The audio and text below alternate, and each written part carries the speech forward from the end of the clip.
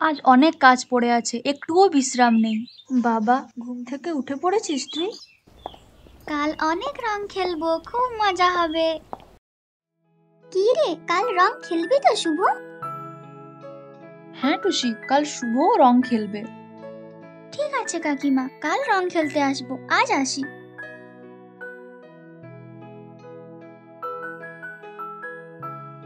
মা, বাবা আজ রাতে রং কিনে আনবে তো? হ্যাঁ রে, ঠিক আনবে, তুই চিন্তা করিস না।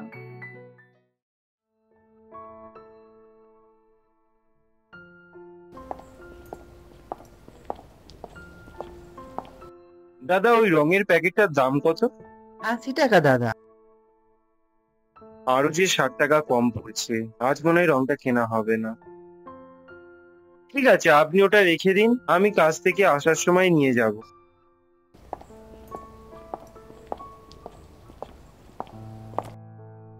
কি গো, রং কিনে আনোনি? ছেলে জিজ্ঞেস করছিল তো।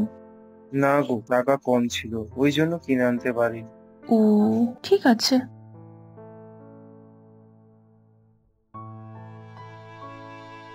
মা, বাবা তো রং কিনে আনেনি, তাহলে কি আমরা কাল রং খেলবো না? না না, তা কেন?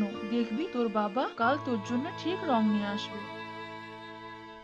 আমার ছেলেটার খুব রং খেলার ইচ্ছা, কিন্তু আমি এমন হতভাগা, একটা রং কিনে এনেও তাকে দিতে পারছি না। দেখি কালকে বাকি টাকাটা জোগাড় করার চেষ্টা করব। কাল রাতে মা ছেলের কথা শুনে শুভর বাবা সকাল সকাল একটা কাজ খুঁজে বেরিয়ে পড়ে রং কেনার বাকি টাকাটা জোগাড় করার জন্য। সারাদিন এত জায়গায় ঘুরলাম, কাজ খোঁজার চেষ্টা করলাম, কিন্তু একটাও কাজ পেলাম না। কি করে যে ঘরে যাব, ছেলেটার মুখে দিকে তাকাতে পারবো না, কি যে এখন করি। বাবা, বলছি আশেপাশে তো কাউকে দেখতে পাচ্ছি না, তুমি একটু এই ব্যাগগুলো নিয়ে আমার বাড়িতে পৌঁছে দিয়ে আসতে আমাকে একটু সাহায্য করবে? হ্যাঁ অবশ্যই, আপনি আপনার বাড়ির রাস্তাটা বলুন, আমি নিয়ে যাচ্ছি এইগুলো।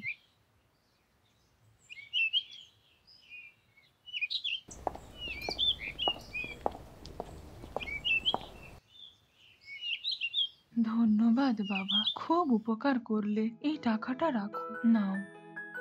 না না, ধন্যবাদ দিতে হবে না, তবে সত্যি বলতে এই টাকাটা আমার খুব দরকার ছিল। আপনাকে অনেক ধন্যবাদ।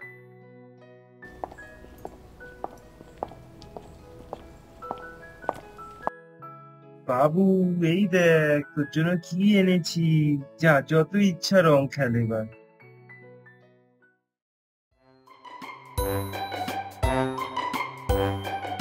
ছেলেকে এত আনন্দে রং খেলতে দেখে বাবা মা খুব খুশি হয়।